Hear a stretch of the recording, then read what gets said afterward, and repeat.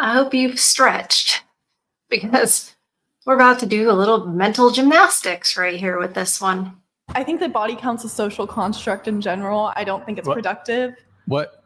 Body count's a social construct. Yeah, I think that people put a lot of social importance on it. And when it's to me, and I think to a lot of other people, it's not important. Like it doesn't matter. Okay, so you all said, just to bring it back here, body count shouldn't matter. Oh my God. Okay. Look how awkward they get. You can try to get rid of shame, but it's somehow still there. It's almost like we have right and wrong written on our hearts. Body count shouldn't matter, right? Here we go. Right? Okay, if body count shouldn't matter.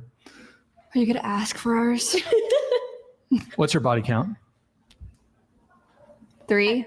Well, hold on. Go ahead. I think it's a social construct. I'm not going to share. I thought it was a social construct. It shouldn't is. matter. It doesn't matter. I don't know. But just like for people who are curious, I think you should share. I don't want to. No. Thank you, though. If it doesn't matter, why don't you want to? Be the change you want to see in the world. I think that body count's a social construct. So yeah, if it doesn't matter, why wouldn't you just share it? Because it matters and they know it. They know it. And because of that, you see like a schism between the women right now. You see those ones that are trying to,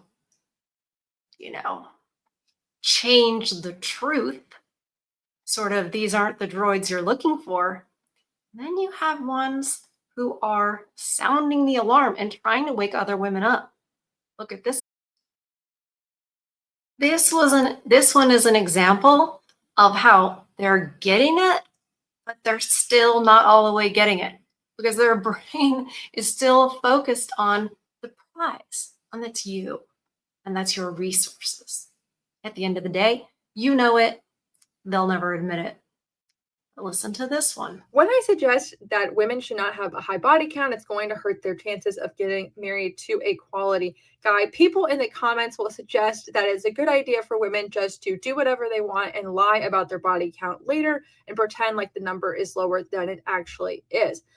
This is a horrible idea. Men can absolutely tell when women have been ran through by a bunch of guys because those women are totally unhappy. They've been used for their body. They haven't been at all cherished or.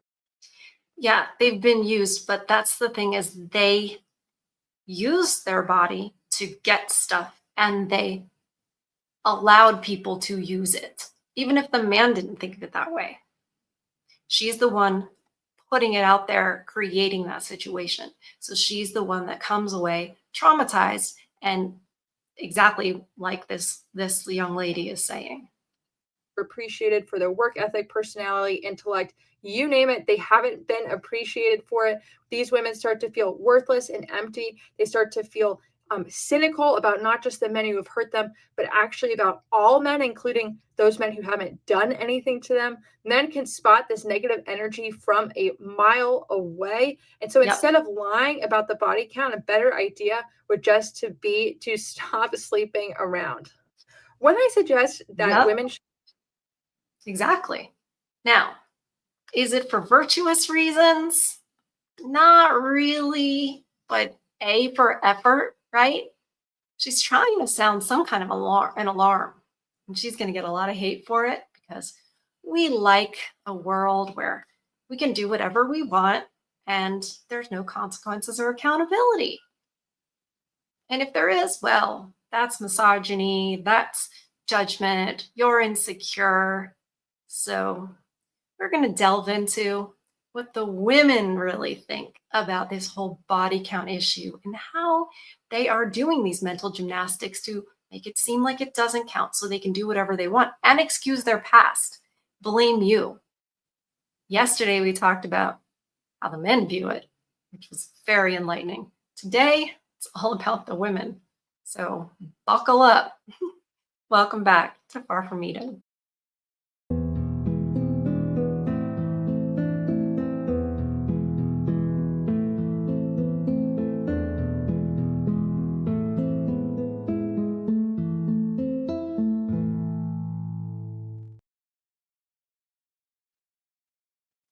We have an article from women.com. I swear they seem like they're just all like fake made up publications, websites, just to get these propaganda pieces out to justify what a lot of women are doing and to encourage it in the ones that haven't done it yet. Say they're 16, 17 years old, haven't had that college experience yet, haven't ridden the carousel yet. They want to get them on board because there goes society. Promiscuity. I know it sounds crazy, especially to a lot of young people, but promiscuity is ruining everything. Isn't it so ironic that we have more promiscuity and yet we have population decline? I think that is evil. Like I said on yesterday's show, something that is so powerful, it can create a human life, a new human that's never existed before, comes into the world, comes into existence because of this act between a man and a woman.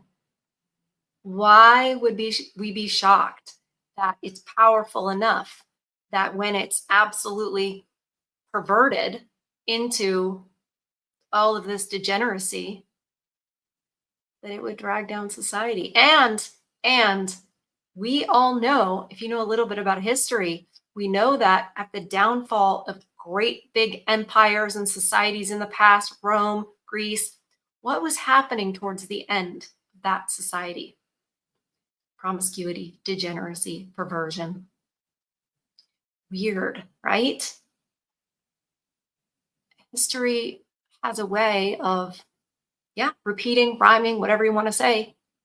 There's a pattern, and we shouldn't be downplaying any of this. We can see the dating problems, and a lot of people just focus on that and think it ends there. No, that's sort of like a canary in the coal mine, except by now it's like the pterodactyl in the coal mine.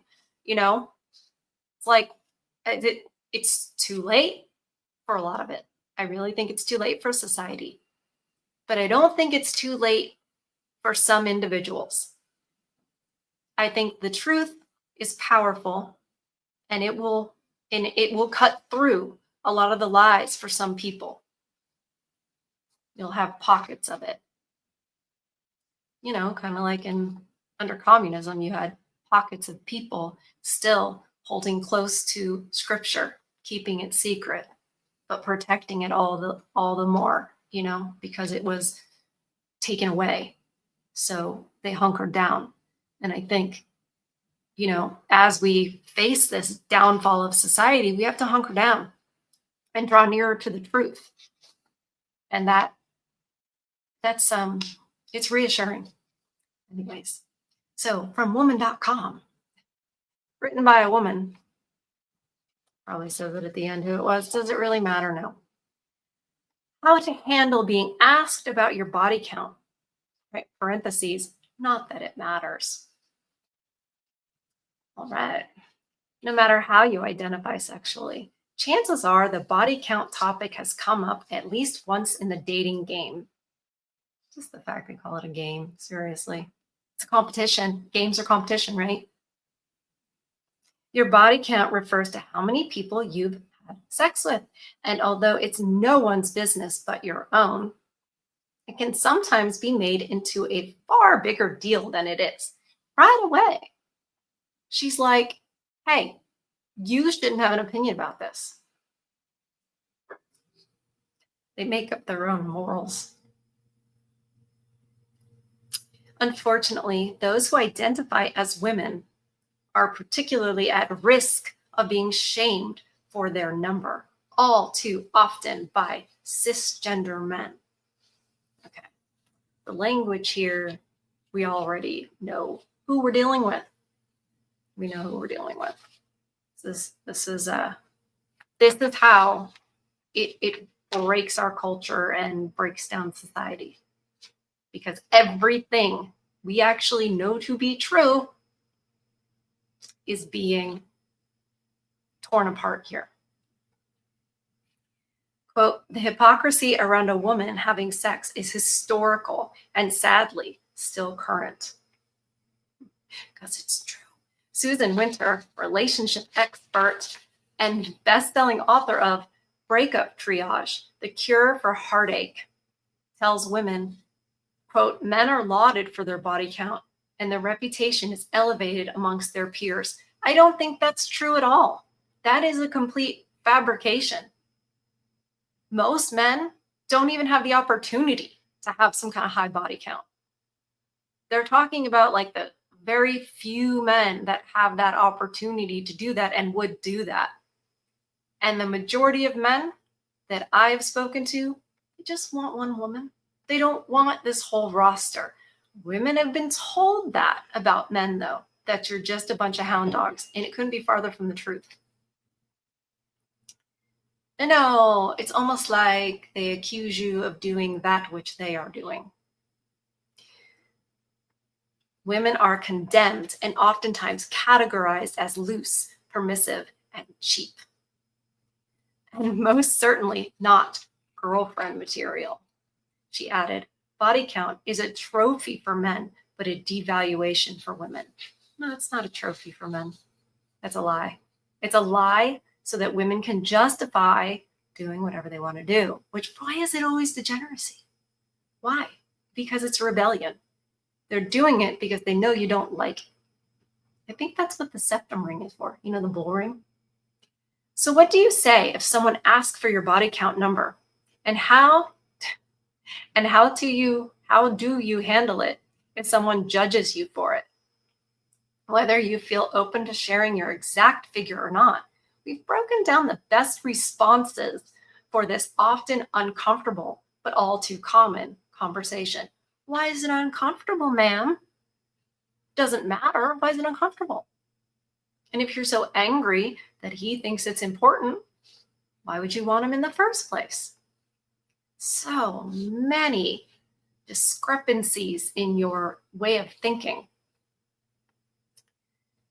Oh, one of the most important things to remember if someone asks your body count number is that you don't have to tell them. How many people you've been intimate with is personal and isn't information that your partner, casual date, friends, family, or anyone else for that matter has the right to know. If it's so intimate, if it's so personal, then why are you sleeping around?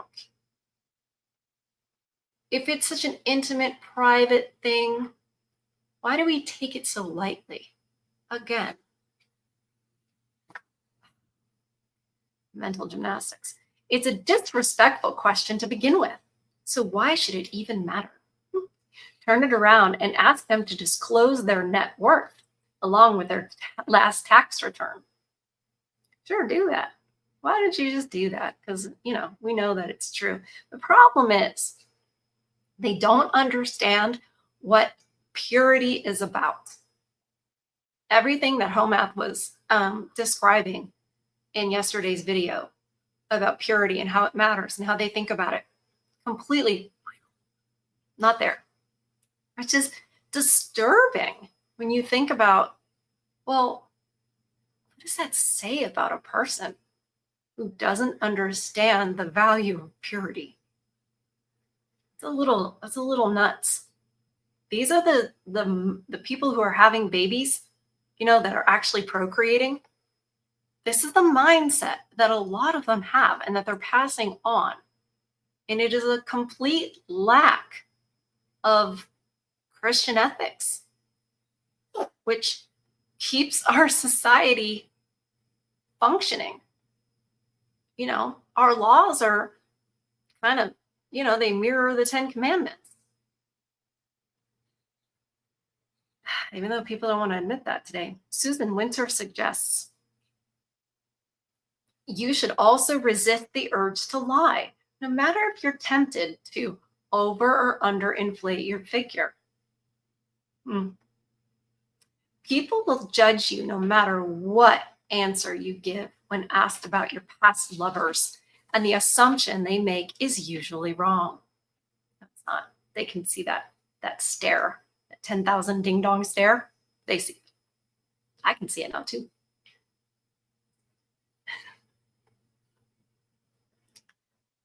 Yeah, they're wrong. Author and columnist Tracy Cox told Pulse.ng, whatever that is, I don't care who's doing the asking. Your answer to how many lovers you've had is no answer. Some people may ask your body count as a way of discussing sexual health, but that's a totally different conversation. It's imperative in a new relationship or sexual encounter that you both or all discuss your sexual health beforehand to keep everyone safe. I think if you're doing that, body count is, you can assume that that's high, and that's a no-go, that's a veto, that's a sorry, not interested. However, as long as you get tested for STIs each year, no matter what your relationship status, and you're practicing safe sex, how many people you've slept with is irrelevant. Never irrelevant. Consider if the information is worth sharing. I mean, has she really said anything? No. No. It's a lot of words to say nothing except no matter what we do, we're wonderful and you shouldn't judge us. You don't have to tell anyone how many people you've been with, but it's okay to share it if you genuinely want to. Just consider the repercussions first. Once your number is out there, there's no taking it back. And particularly when shared with a new partner you're still getting to know, it could lead to repercussions you're not ready for. Yeah, he might learn who you really are. Don't tell him who you really are. This is just, women will tell you who they are and what they're doing. All you have to do is listen. This is just manipulation to get what you want. They can totally lie, and they will lie. They will lie because they've decided it doesn't matter and it shouldn't matter to you, so I'm going to justify lying. That's what I hear in this article. Reading between the lines is, yeah, just lie about it. I believe that unless one can really handle the truth, then this conversation should be left undiscussed. Relationship expert and author Alexis Nicole White told Elite Daily. Board-certified psychiatrist Dr. Susan Edelman shared a similar sentiment, noting you must be prepared for their reaction. When you open this can of worms, it can backfire. Do you see how they're telling women not to say it without saying don't say it? This is, what do they call that, a dog whistle? It's like wink, wink, nudge, nudge. Don't say it. Don't say it. That's what all of this is really trying to drive home. Sometimes a man will think the number won't bother him. Sometimes a man will think the number won't bother him. But when he actually finds out, he flips out. No, he's just going to act like it's not going to bother him because then he'll get you to say it. Men are smart. The body count question can also be an entryway into other uncomfortable discussions, such as exactly what you did with past partners. Man, if you guys look back at yesterday's episode, this is exactly what Home Math was talking about why all that matters. And this is basically, don't tell them, hide it. There will be repercussions.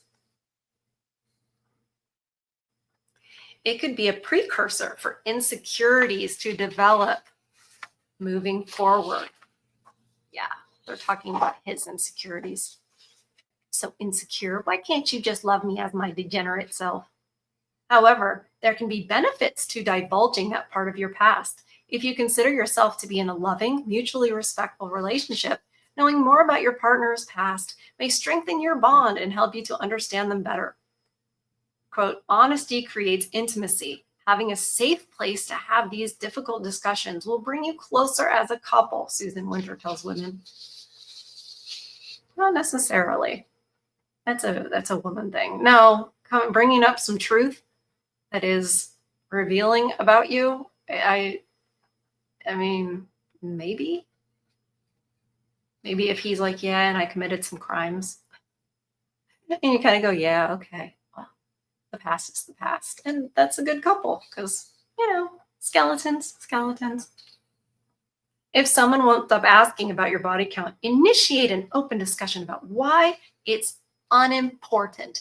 She's going to tell you what you should care about. She's going to tell you what should matter to you. Darn it.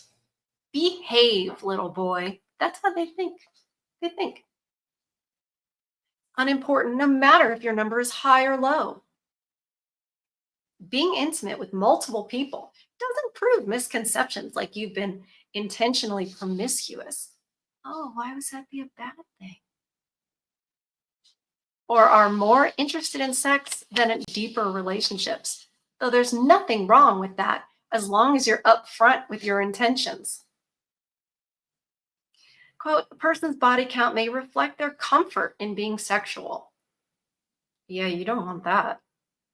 You don't want that. Oh, just so comfortable. No, and I know a lot of men think of like when women have tattoos, you know, like up their leg or on their chest, like you're laid there. Like let a man sit there and draw on you and you're like partially naked. Like they think about that stuff. Women have no idea that men think like that. No idea. Quote, a person's body count may reflect their comfort in being sexual and may also indicate that they've been actively dating and in search of the right type of partner. Yeah, right. No, they've been trying to get that alpha guy, that 9 or 8, 9 or 10, that is just like, oh, you're good. You're 4 or whatever. Like, the night is slow. And you've been trying to get him out of the situationship into a relationship and he won't. And now you're starting to get baby rabies. So you're trying to clean it up. And then you go, I was just searching for the right man. And now I found him and it's you. And yeah.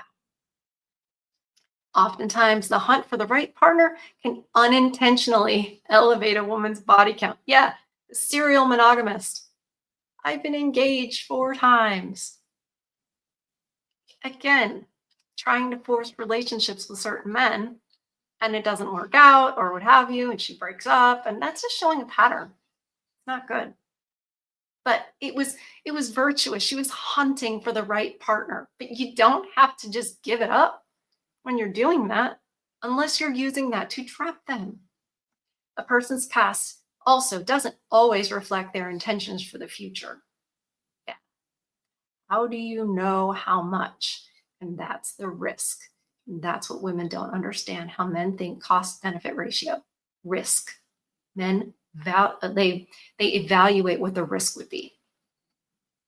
If you feel comfortable, you could also discuss why your number is what it is, whether you disclose the exact figure or not. Wink, wink, nudge, nudge.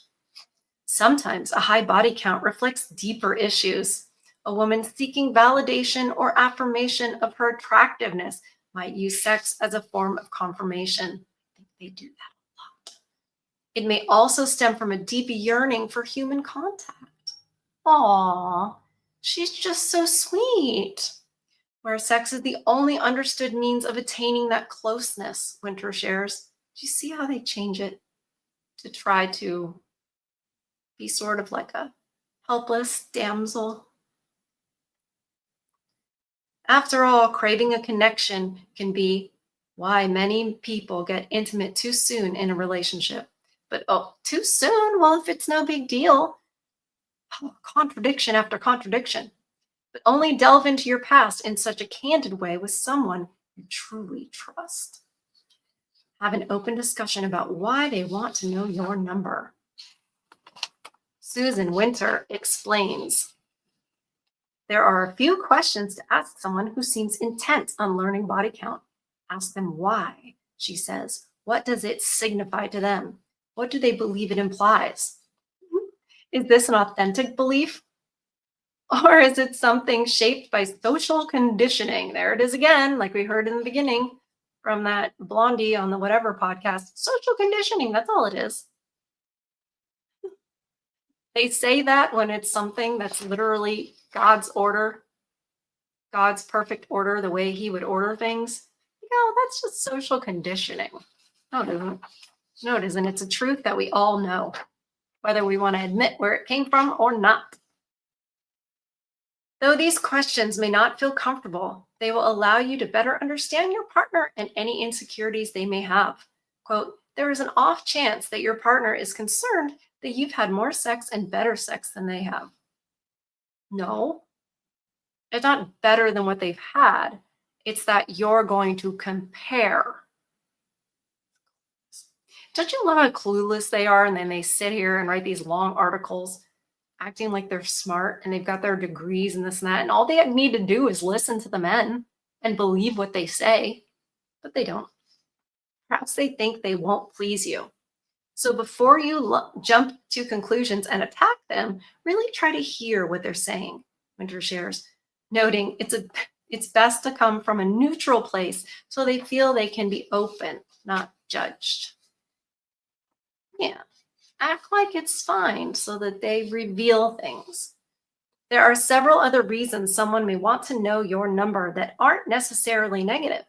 A person inquiring about your sexual past may be trying to connect with you or looking to feel more comfortable about their own body count. I don't think that's true at all. I don't think that's true at all.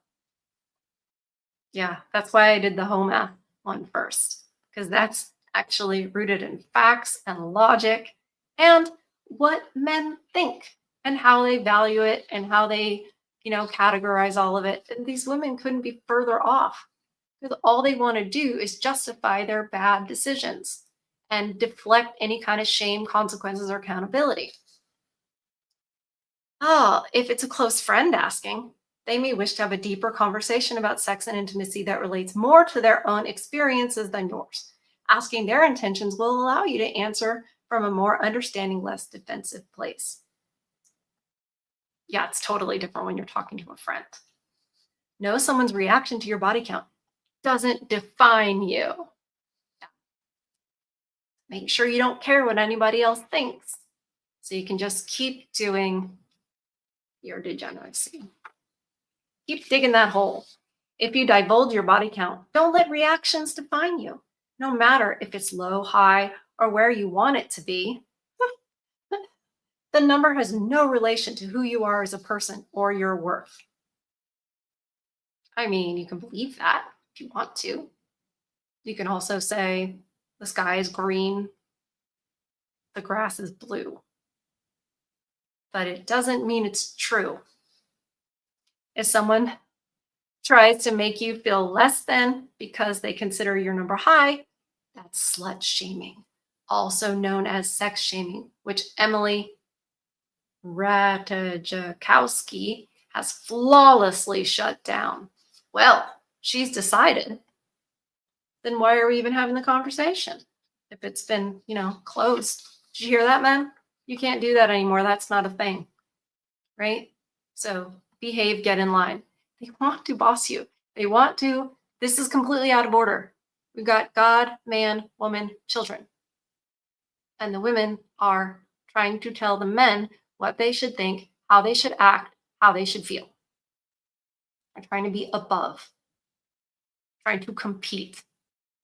That has been the goal of feminism from the beginning, tear down the patriarchy. Well, what's in its place? Matriarchy? One of the best ways to combat slut shaming is to educate others by making it clear you're not ashamed even if you choose not to share your number. Again, like they're saying on the whatever podcast, like if you're not ashamed, then you'd say it. You're not fooling anyone except yourselves. And you're not getting anywhere with it because the men have had it. They see right through it now. These next younger generations are not brainwashed into thinking women are sugar and spice and all things nice. They've seen too much. They've seen their mothers. They've seen their sisters. They've seen how the girls even treat them in school. And they're like, yeah, I'm not going to simp for that. No, I'd rather just go live in the woods. Quote, sex is a natural part of life, but by breaking down the stigmatization around sex and sexuality is to feel empowered and confident to talk about sex. Look at the little clip I showed in yesterday's video of that high school girl dressed inappropriately, got sent home from school, and the mother is in this video like, look at that. If you had legs like that, you'd show them off too. They are trying to destigmatize it. They've been trying to do this since, I mean, very glaringly, the sexual revolution in the 60s. And it was for women. That was the liberation of women. That was trying to remove shame, remove stigma, so they could go and get all this validation and feel like they're so desired. And you're not desired the way you think you are in those ways. Like you are wanting to be used, like the second girl I showed today. Oh, feel empowered and confident to talk about sex. Everyone has a right to feel safe and comfortable. No, you don't. It's ridiculous. Red Umbrella Ambassador Katie Salmon told Glamour UK. She also recommended being kind to yourself.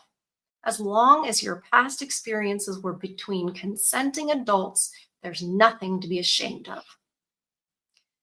Nothing heals without you examining the shame and guilt, and with that, practicing self-compassion. Right, you should never feel guilty because you don't do anything wrong. We never do anything wrong.